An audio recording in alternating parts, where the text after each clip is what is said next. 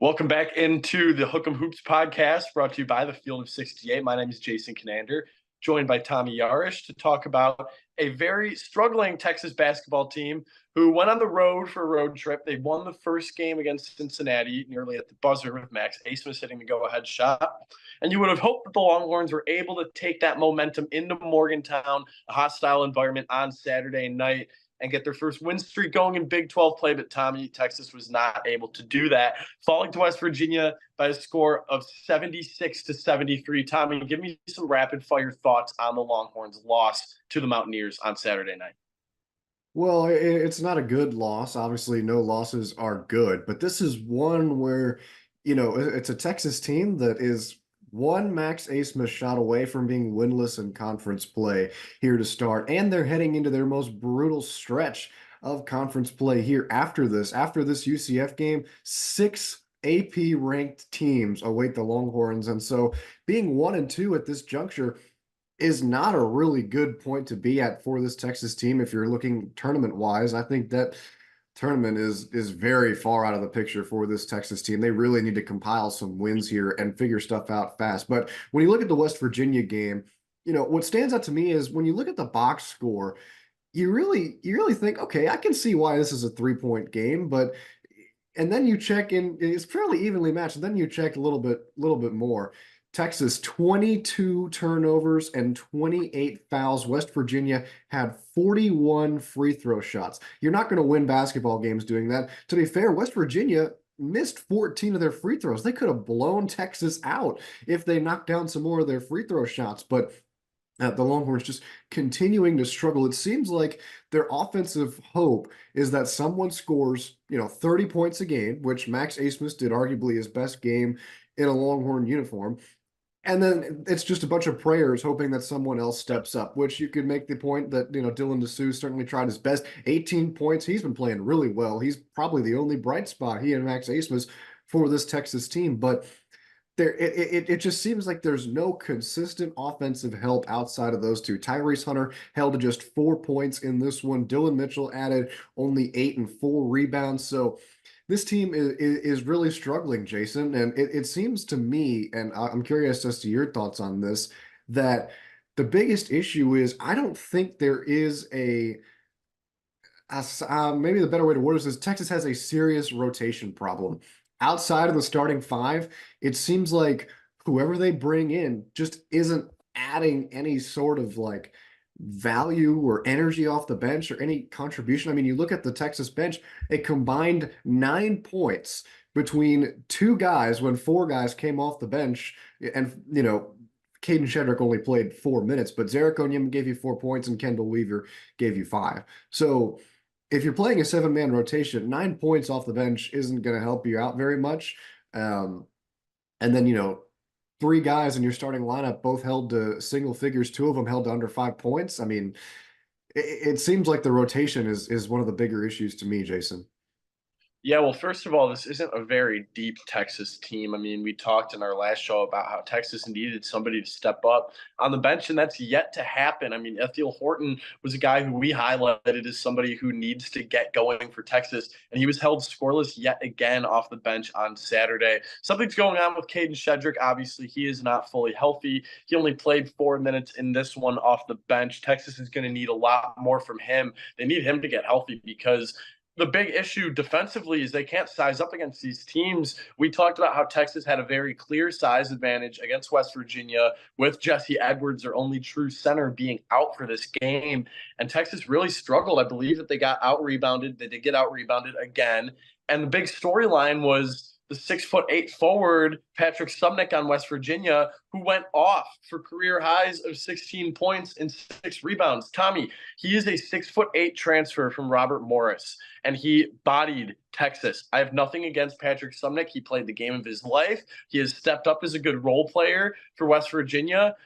But oh my goodness, if Texas can't stop Patrick Sumnick, they are in big trouble down the stretch of Big 12 play that they are about to enter into. This is a team that they have issues offensively. They can't score outside of Max Abmas and Dylan Disu.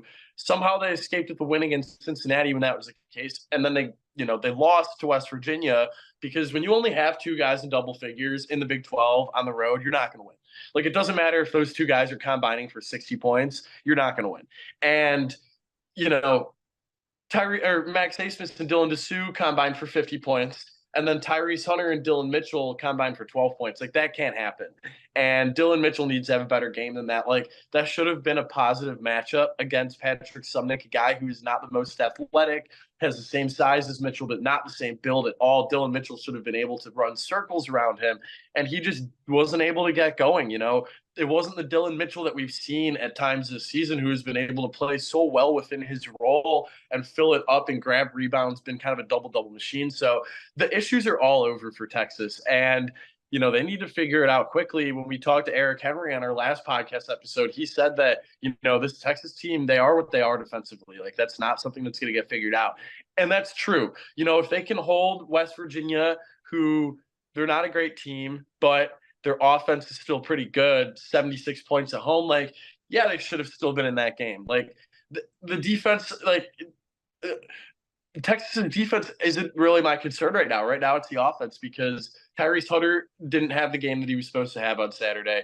And I know that, you'll have more to talk to about this, but the rotation issue is the fact that Brock Cunningham is starting. And right now, maybe Texas doesn't have the personnel with Caden Shedrick being, banged up and only able to play 4 minutes in that game on Saturday. Maybe that's why Brock Cunningham has to be stretched out for 30 minutes. But we talked about it in our last episode. He has been playing some of the worst basketball of his Texas career, and yet Rodney Terry is really sticking with him. He's playing He played 30 minutes on Saturday. Where do you think the rotation fix comes? Because the defensive game isn't going to get fixed, and offensively, it seems like they're sort of settling into who they are. What do you think the rotation fix is? Like Rodney Terry has to throw darts at the board at this point in order to catch fire in Big 12 play and get back into the tournament picture. Well, I think the easy answer is send Brock Cunningham to the bench. I mean, this dude has no business playing 30 minutes a game in the Big 12. Again, like I said in the last episode, I understand. He's the glue guy. He's the culture guy. That is great in practice. That is not great in high-level Division I basketball. This guy is playing 30 minutes a game or north of 20 minutes every single night. And he's not scoring. I think, Jason, you and I talked before the show. He's had, 4 points in his last 3 games. He's played 80 minutes. He's fouled out of the last 2 games that he's played in. And this game, he scores 2 points, takes 2 shots, doesn't make them. The 2 points came from the free throw line, gives you 4 rebounds, 2 assists, 1 steal. You're telling me that there is no one else on this Texas roster that can give you that kind of production or better in 30 minutes. There's no one else. You're telling me that Zarek Onyema can't do that for you. You're telling me that Kendall Weaver can't do that for you. You're telling me that even amidst his struggles, IT Horton can't do that for you in the starting lineup. I think that's completely blasphemous. Brock Cunningham has no business playing 30 minutes a game. And at this point, he has no business scratching 15 the way that he's been playing. He's just been completely off shooting the ball. He's a liability on defense, but you could say this whole Texas team has a bit of a liability issue on defense.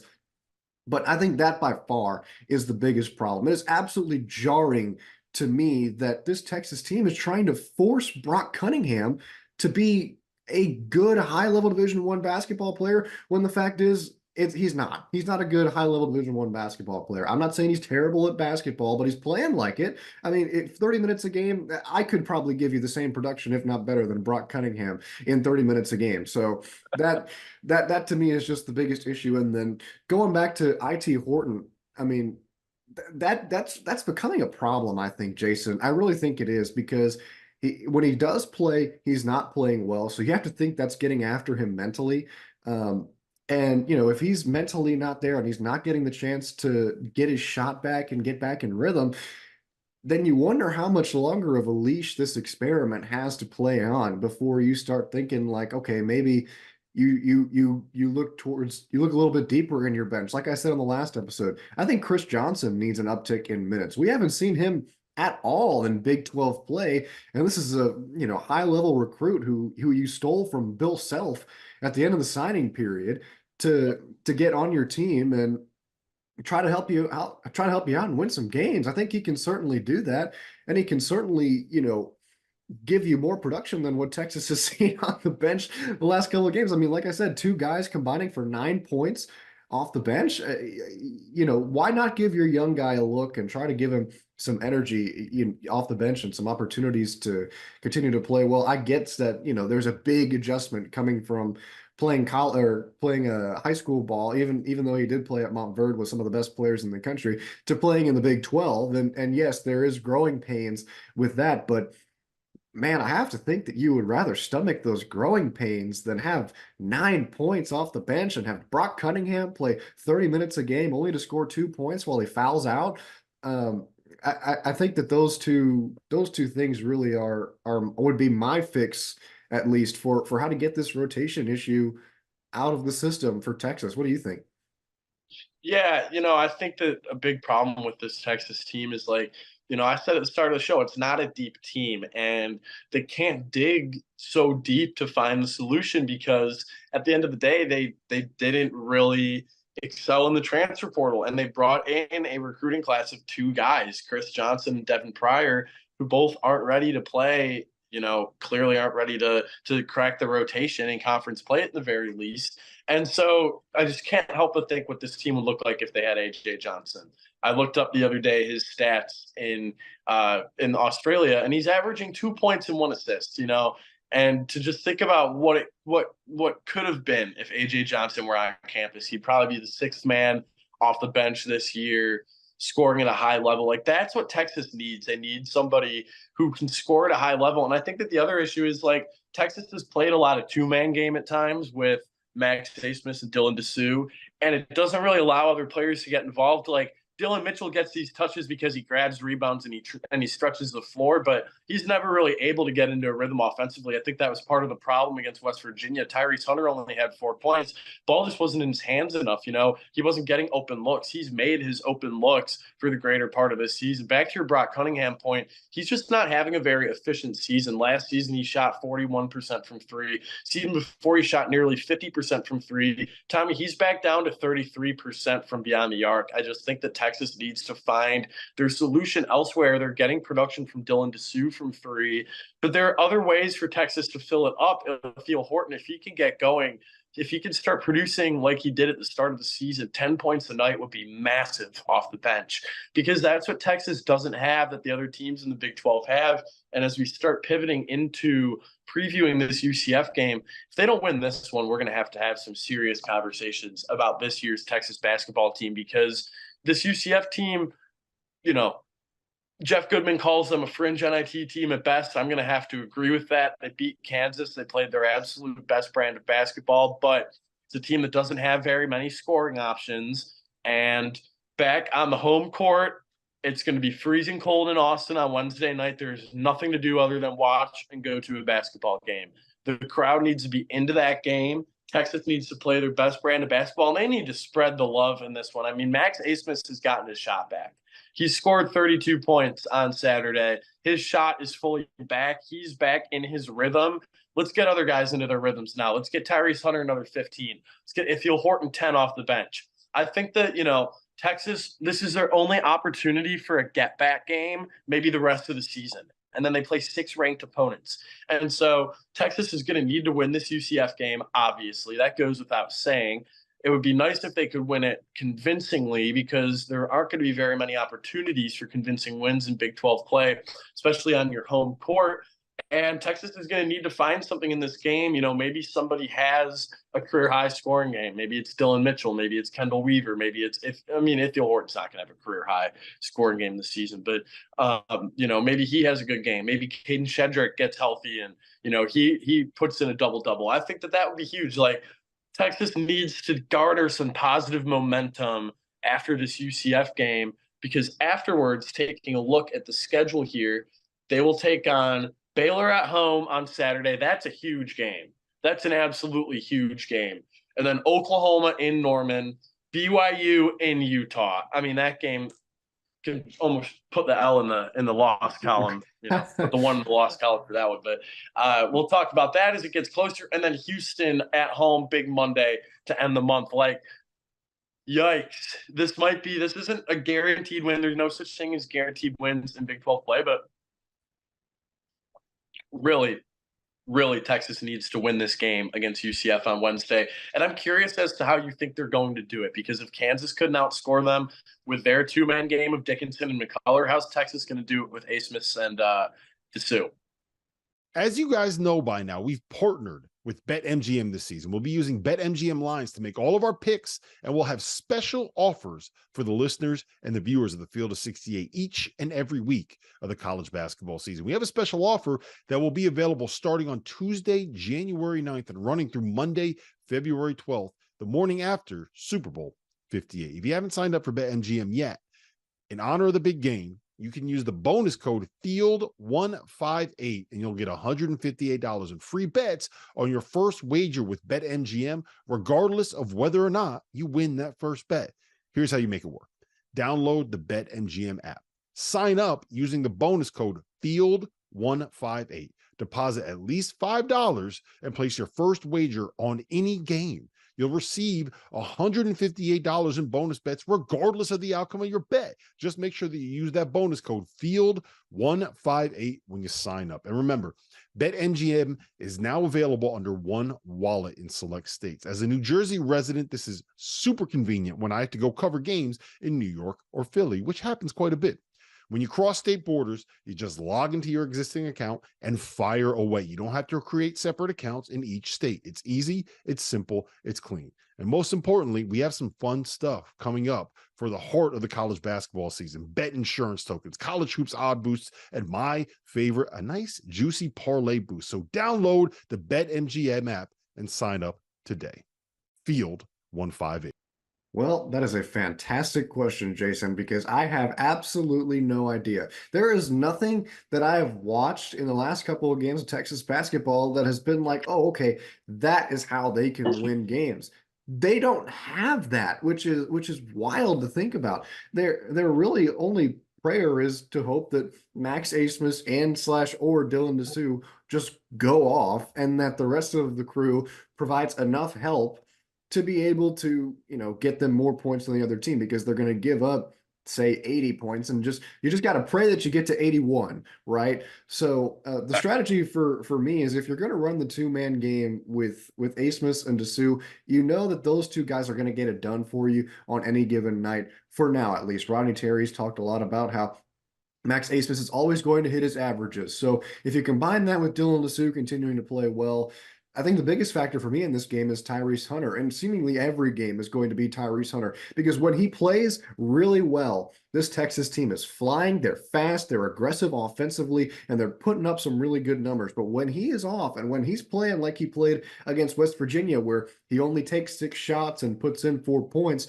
not to mention 4 turnovers, it's really ugly sometimes. And this Texas team does not have a lot of success when he's not playing well. So I'm thinking a big game from Tyrese Hunter is going to be the X factor in this UCF game. And then you also kind of looked at Dylan Mitchell. I mean, this guy's just been really quiet, I think, as of late. Like you're not expecting 15, 20 points from him, but only 4 rebounds in that game against West Virginia. He's got to get up to that double-double area once again, at least on the rebound side of things, if this Texas team wants to continue to improve. And then defensively, and I know it's kind of taboo to talk about Texas on defense, but when you look at UCF, I think you really have to find a way to stop Jalen Sellers or limit him as much as you can because he's been playing his best brand of basketball in the last 2 games. They played really good against BYU, came up just short, but still hung around a really good BYU team.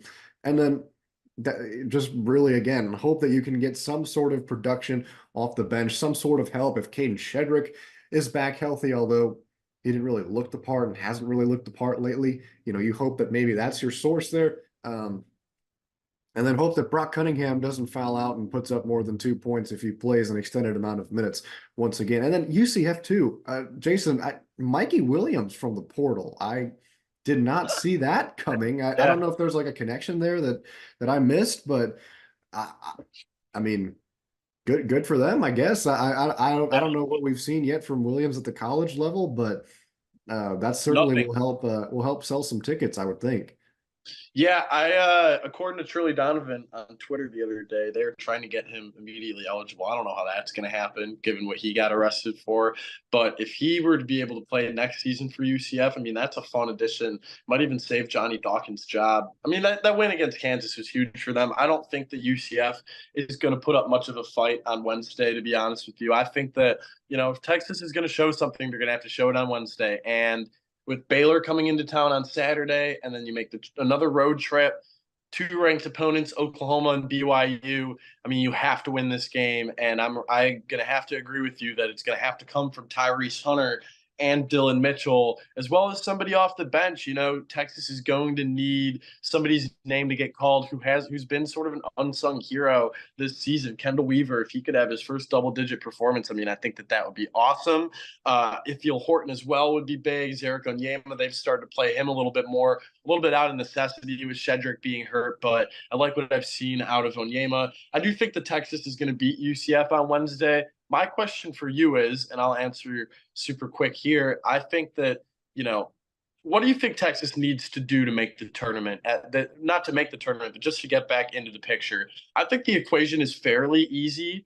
You have 4 games coming up: UCF, Baylor, Oklahoma, BYU. If you split those games with one of those wins, well, I honestly think Texas needs to win 3 out of 4 here to end up being back in the tournament picture. You need to beat UCF, probably need to beat Baylor at home, even though they're the number 9 team in the country, one of the only unbeaten teams remaining in Big 12 play. And then you need to beat one of OU or BYU on the road, because in this conference, when every game is a tough game, you need to win some of these ranked road matchups. And Texas won that big game against Cincinnati. Okay, it's on to the next one. Next week against Oklahoma in Norman is going to be a huge matchup. So my question to you is, what does Texas need to do these next 4 games, really until the end of the month, in order to get back into the tournament picture? Because right now they're probably in that next 4 out, even if that grouping of the bubble, about 6 weeks until Selection Sunday, 8 weeks until Selection Sunday. Yeah, well, that's a really good question, and I think splitting the games is the same. I would answer the same, but I think the second game that you need to win is against Baylor, just because I think that's a true top 10 team right there, and a win against Baylor at the end of the year is going to look a lot better on the resume, I think, than the win against Oklahoma or BYU, and that's not slighting what Oklahoma or BYU has done so far, but you got to remember, we're only 3 games in the conference play, and Oklahoma and BYU are going to get tested by some really, really good teams. And I don't think that they're going to win per se every single game that they've got coming up in the Big 12. So whereas Baylor, on any given night, I like Baylor more than I like Oklahoma or BYU on any given night at this point in time, just because of the program that Scott Drew has built and some of the players that they have and the way that Jacoby Walter's been playing, things like that. So that Baylor game is really important to me. And then if you stretch it out, Jason, to this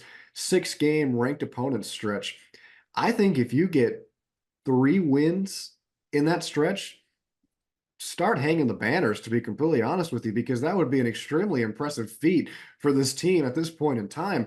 And, that would certainly help their tournament resume, but I don't know if that would necessarily push it over the edge just yet. Just because, that loss to West Virginia is really going to linger. That loss to Texas Tech might end up linger, even though I think the Red Raiders are ranked now, if I'm not mistaken. I think they slid into that 25 spot in the latest AP poll. They are. So But is Iowa State. good for Grant McCasland, man. That's awesome for them. So, yeah, I'm looking for 3 wins through this extremely tough stretch. And then even expanding out and looking towards the rest of the season, I think you have to split the series with Houston. Splitting that would be massive.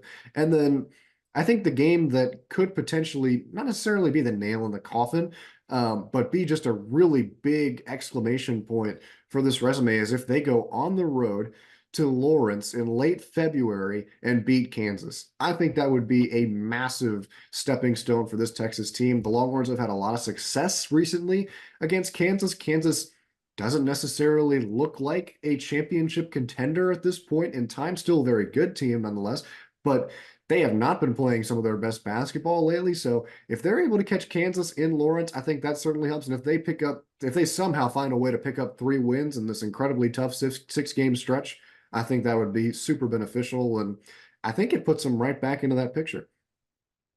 Yeah, I think it's worth noting that more of the reason why Texas is out of the tournament picture is because of their terrible non-conference slate and the fact that they haven't really played anyone, and then now they play these quad two. I guess West Virginia on the road is probably a quad two game at this point in time, and they lose those games. And so Texas, if they can win, three ranked wins on the resume when right now they have zero, would be huge. Like, that's the difference between the Texas of right now and the Texas we could see in a few weeks. Like, it's college basketball, teams lose. It's the Big 12, teams lose. Like, it's the best conference in the sport. Texas, if you look at the roster and you look at the product on the court the past couple of weeks, like, this is not a team right now that's contending for a Big 12 championship. Right now, they're fighting for their lives in order to make the NCAA tournament. And so Texas needs to beat Baylor. They probably need to beat, two out of three of OU, BYU, and Houston to finish the month on a strong note. And then, maybe they could be ranked again. Not that the AP poll matters too much, but, if they played better when they had a number next to their name. Now Texas is finally unranked. How are they ranked the last few weeks? I mean, how did that even? It beats me, man. I was pretty shocked when it came out and they were 25. I was like, there is no reason why. Like, they've shown you nothing as to why they should be amongst the top 25 teams in the country right now. And I think even in this latest AP poll, they still received like 20 votes. Yeah, How? they received a ton. They were like the sixth. They would have been ranked like 30th. I don't understand it. I don't I don't see understand it. it I at don't all. see it right now. I think that Texas right now is probably, and the net rankings, I think that they're 54 in net, or 59 actually. They fell from like 43 to 59 after that West Virginia loss, and that puts them outside the tournament picture in terms of an at-large. And so, yikes, they need to start winning games. I think, I'm of the opinion Texas is going to need to have a positive road trip coming up. Like we've said, they'd probably need to beat Baylor. We'll preview that game a little bit more in depth coming up here in a future episode. But for now, thank you for joining me, Tommy. Hopefully Texas is able to handle UCF on Wednesday. Any parting thoughts before we say goodbye? Yeah, this is a big game coming up. UCF is playing some of their best basketball right now. You come back to the Moody Center, you've only lost one game at home, so this is a really big game for them. You need some momentum going into this just murderer's row of opponents here in the Big 12. So any sort of momentum at this point is good momentum. And maybe this is a game where Rodney Terry just tries to figure some stuff out. And I think it's okay to try and figure stuff out against UCF because you don't want to try it against, a Baylor or an Oklahoma or BYU on the road. So this rotation, man, it is really puzzling, and I think it is the biggest problem facing this Texas team right now. So I'm curious to see how this staff approaches it, and if there's any sort of improvement being on their home floor. And also keep in mind, with this home court advantage is, Jason, you and I are both from Chicago, where it gets very cold. It is absolutely freezing in Austin, Texas right now. How many people are actually going to show up to this game? Because Yeah. going down to the Moody Center from campus, I mean, that is a long walk, and two, in this weather, man, that's a brutal walk right there. And they're always going to be your loyal fans, but that might not be as packed as you think, just because it is so bitter cold in Texas at this point of the year. Yeah, yeah. I mean, talk of classes being canceled tomorrow and Wednesday. We'll see if that will impact the crowd. I still think that Texas is going to hold strong on the home court. I think that the big game is Saturday against Baylor. That's when the two losses all time in the Moody Center will really be put to the test, Two, because my last year bad. Texas had, yeah, last year Texas had some fantastic home court advantages. The game against Kansas in the Moody Center comes to mind. And so we'll see how the crowd looks against Baylor on Saturday. But Texas needs to win these games. They need to figure out the rotation. Hopefully Caden Shedrick gets healthy so he can be back in the starting lineup. I don't think he transferred to Texas to sit on the bench. And Dylan Dessou, according to Rodney Terry and media availability last week, this actually became public the day after we recorded. Dylan Dessou will be in the starting lineup for the rest of the season. So a good note for Texas. I mean, he is their second best, if not their best player on the court every single night. So need to see as much of Dessou as possible. Tommy, we'll talk after the Texas and UCF game. Hopefully it'll be a W for the Longhorns. They really need it. Between now and then, have a good one. To all our folks at home, stay warm. It is freezing cold in Austin. Don't go outside unless you have to. Thanks